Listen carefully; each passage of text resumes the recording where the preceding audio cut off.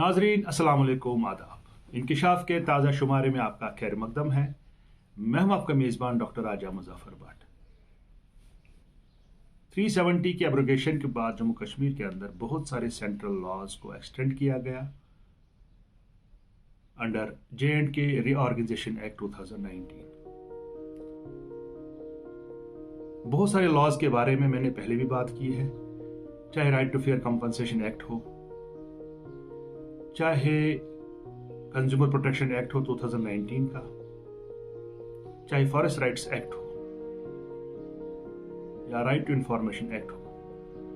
In laws के बारे में मैंने पहले भी बात की है, क्योंकि ये लॉ एक्सटेंड किए गए। ये लॉज इन कानूनों को, इन कवानीन को एक्सटेंड तो किया गया, बट जमीनी सतह पे इनकी इम्प्लीमेंटेशन, इनको अमलाया नहीं जाता है।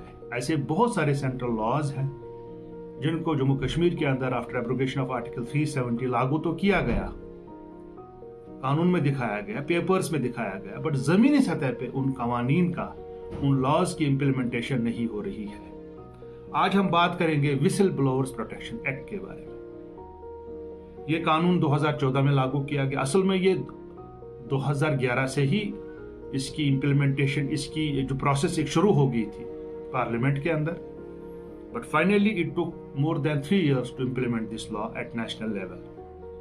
क्या है विसल ब्लोअर्स प्रोटेक्शन एक्ट? आपने देखा होगा बहुत सारे लोग कोशिश करते हैं कि अपने ऑफिसेज में, चाहे सरकारी ऑफिस हो, खासकर सरकारी ऑफिसेज में, वहां पे जो करप्शन होता है, वहां पे मिसमैनेजमेंट होता है, नेपोटिज्म होता है, वहां पे जो एम्प्लॉयज होते हैं वो चाहते भी हैं कि वो अपने बॉस या अपने सबऑर्डिनेट्स के खिलाफ वो कुछ करें, बट उनके अंदर डर होता है कि अगर हम करेंगे तो हमको विक्टिमाइज किया जाएगा।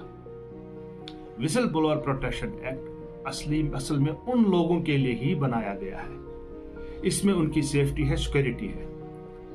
जो हमारे व्यूअर्स है, उन्होंने ये भी एक्सपीरियंस किया होगा कि जब भी कोई आदमी किसी सरकारी डिपार्टमेंट में कोई RTI फाइल करता है, विद इन 24 आवर्स उसको जो है फोन आना स्टार्ट होता है, आपने RTI क्यों फाइल किया है, क्यों किया, कैसे किया। क्योंकि वो जो ऑफिस में लोग होते हैं, सरकारी मुलाजमीन होते हैं, वो उन कंट्रैक्टर्स या उन लोगों को जो स्टेक होल्डर उसमें हैं, उनको इंफॉर्मेशन देते हैं कि भाई आइए आपके खिलाफ RTI हो गया है। बहुत ही प्रॉब्लम्स हैं इसमें। और जो हमारे विसल ब्लोअर्स है, जो हमारे एक्टिविस्ट है या सोशल एक्टिविस्ट है या कोई भी पब्लिक स्पिरिटेड सिटीजन है, वो चाह के भी RTI का इस्तेमाल नहीं करता है, वो चाह के भी किसी के खिलाफ कंप्लेंट नहीं करता है, वो चाह के भी जो है करप्शन के खिलाफ आवाज नहीं उठा सकता है। ये कानून बनाया गया है इसीलिए। What is whistle blowing? आपके स्क्रीन पे आ रहा है। This is an act of disclosing information by an employee or any other stakeholder about an illegal or unethical conduct within an organisation. चाहे एम्प्लॉय हो या कोई और स्टेक होल्डर हो, प्राइवेट इंसान भी हो, अगर किसी ऑर्गेनाइजेशन के अंदर कोई अनएथिकल या इलीगल काम होता हो करप्शन के हवाले से, whistle blower is a person who informs about a person or organization engaged in such illegal act.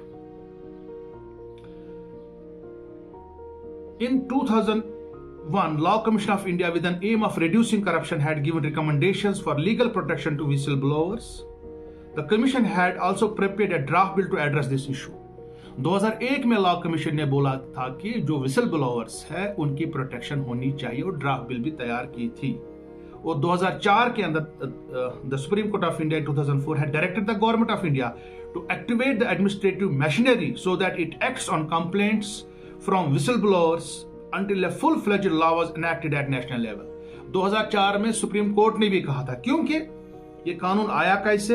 This order was issued in response to the petition related to infamous murder of a young engineer, namely Satyendra Dubey, working with National Highways Authority of India (NHAI).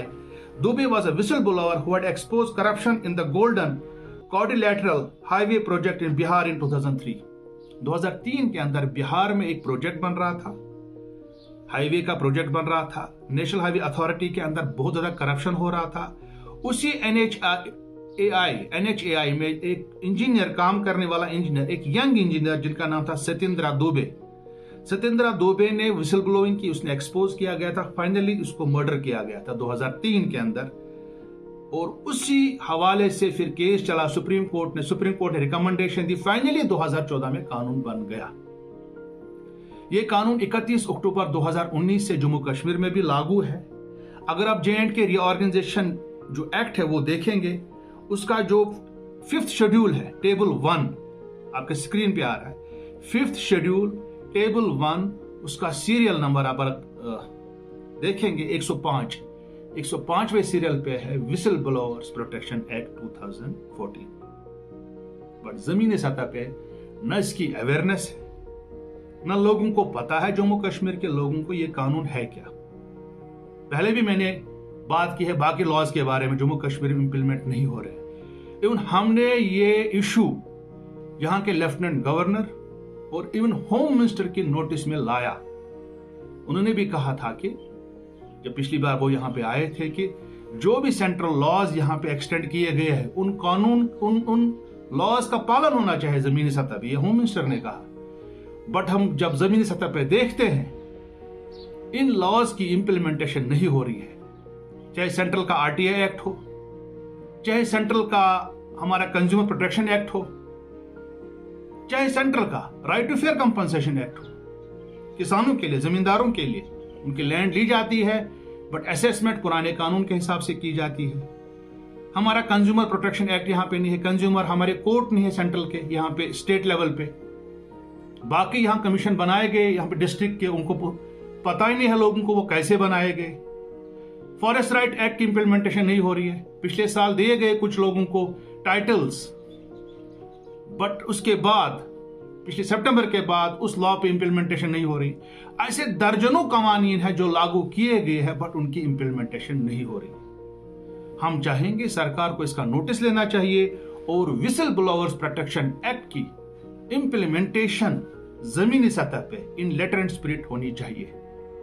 अगले इंकिशाफ तक देखते रहिए Kashmir observer. खुदा हाफिज।